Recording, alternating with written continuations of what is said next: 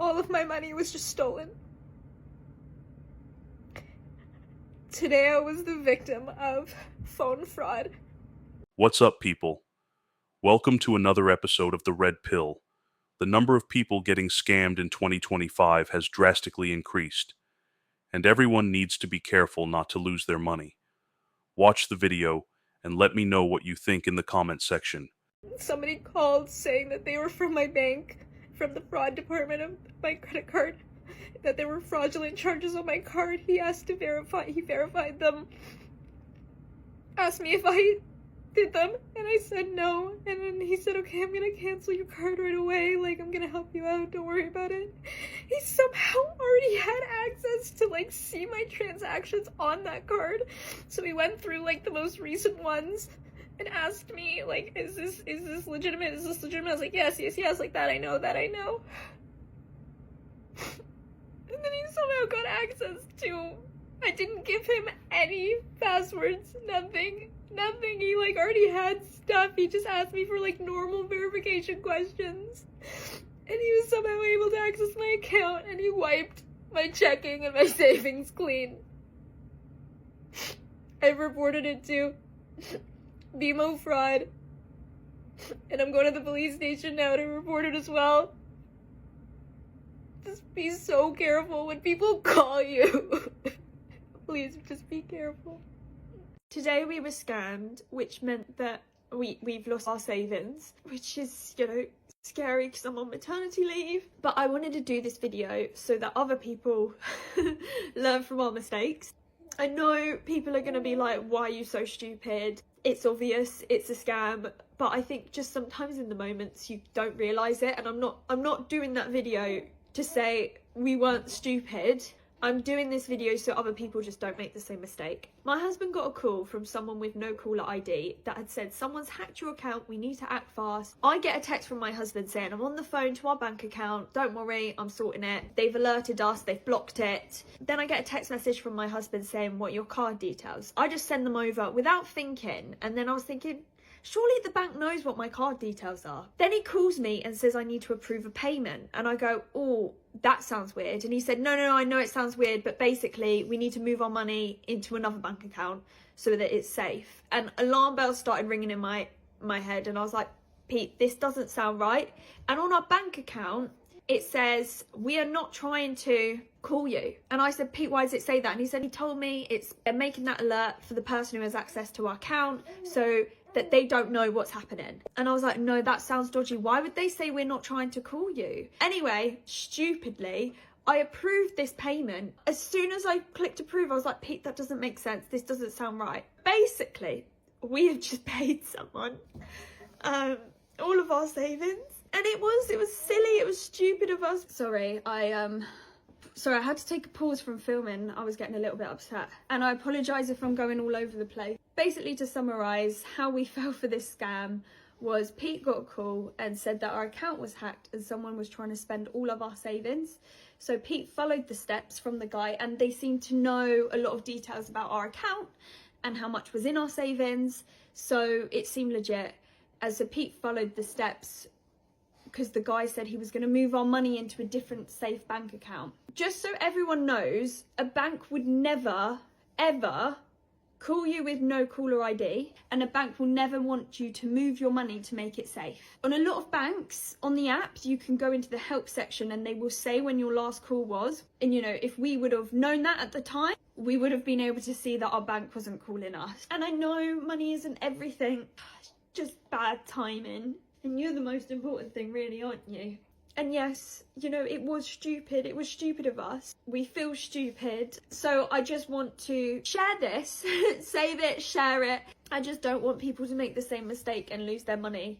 So if anybody is thinking about using Found Bank as an entrepreneur, a small business owner, I got hacked early Saturday morning, and it was clearly fraudulent activity. It drained both of my business bank accounts. So I literally had no money in my accounts overnight. When I tried to contact Found customer support, there's no phone support available. I had to use a chat bot, which then directed me to send an email.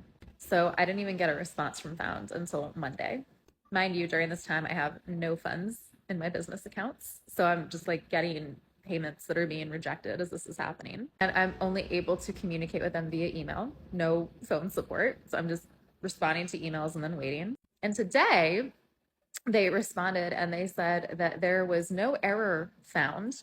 So not only did my accounts get drained overnight, they are now saying that there was no error. So they are not going to compensate me for the stolen funds. And my accounts are now frozen. And there's been no instruction given for when they're going to be unfrozen or not. So the money that just went into there, I still do not have access to. So yeah, I am fucking stressed. But I wanted to share with y'all because as a small business owner, you need a bank that is going to be secure and stable and supportive. And Found Bank has been the complete opposite of that. This has been an absolute shit show. Oh, and also, if anybody has suggestions for how I can get my fucking money back, please let me know. Bro, how the fuck are people still scamming in 2025, bro? Like, that shit is so fucking weird.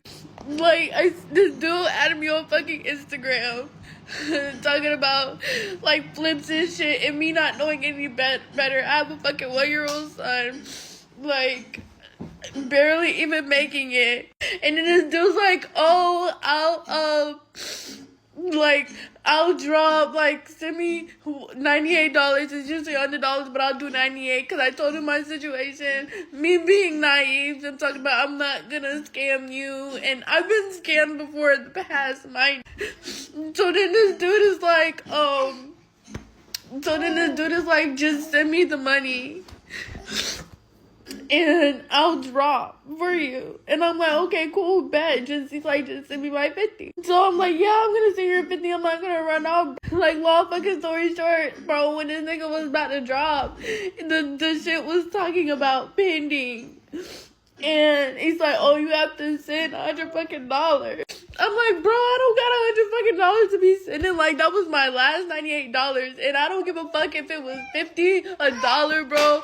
All my money goes to my fucking son. And this shit is so crazy because how are people just out here scamming people knowing, like, everything is high. And, like, life is too hard right now for people to be fucking, like, playing with people. Oh my God, bro, I cannot believe it. So then I'm like, bro, can you just send me back my money? Can you just send me back the $98? And the dude was like, oh no, if you can get $50 instead of $100, you could keep $2K and I'll keep $100.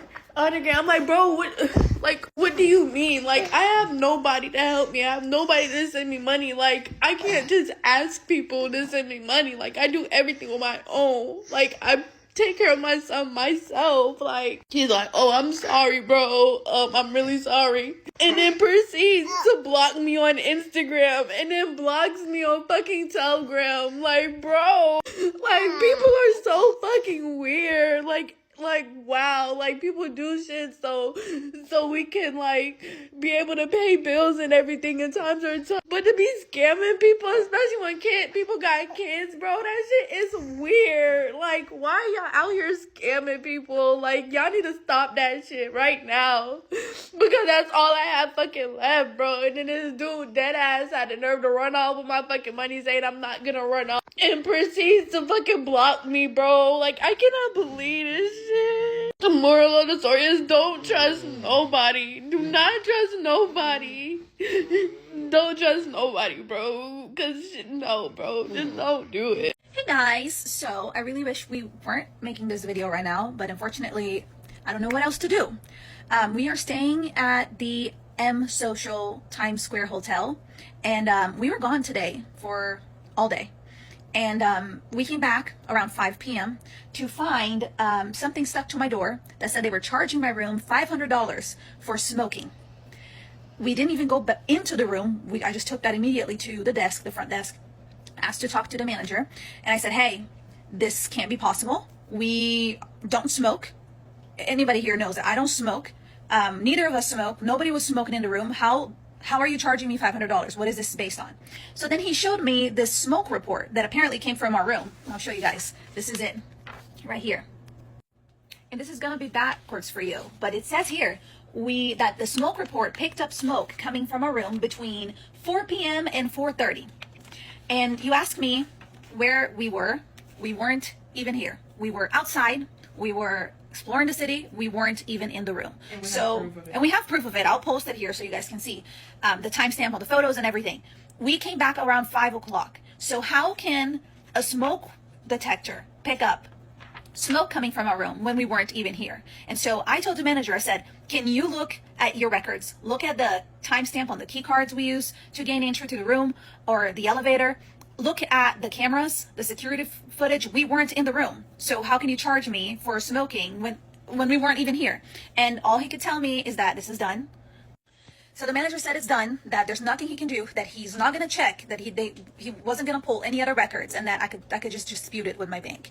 Now, I don't know exactly how to go about this, but there has to be something that can be done, because I have proof we weren't here. I don't understand how this can pick up smoke if we weren't here.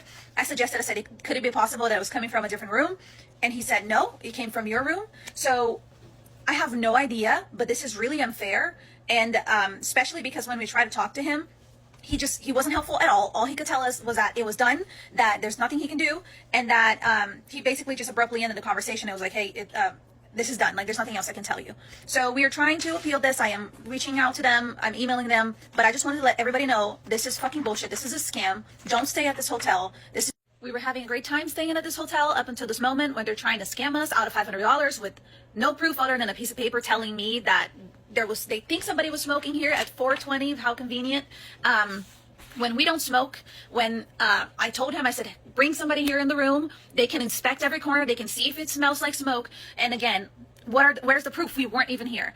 And yeah, he said it's a done deal. So, I really hope that we can figure this out. But, until we do that, I don't recommend anybody to stay at this hotel. I know a lot of people were messaging me asking where we were staying. So this is where we're staying, and I don't recommend it. So that's it, guys. I hate to be a Debbie Downer, but unfortunately, this is what I'm dealing with. And if anybody knows anything, how to deal with this, if anybody has more information or has gone through this, please message me. That would be really appreciated. And thank you.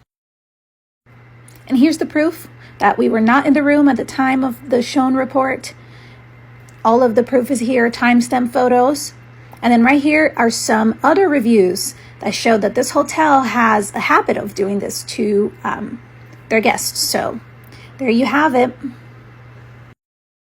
Yo, let me know what you think in the comment. Like, share, subscribe, and see you in the next one.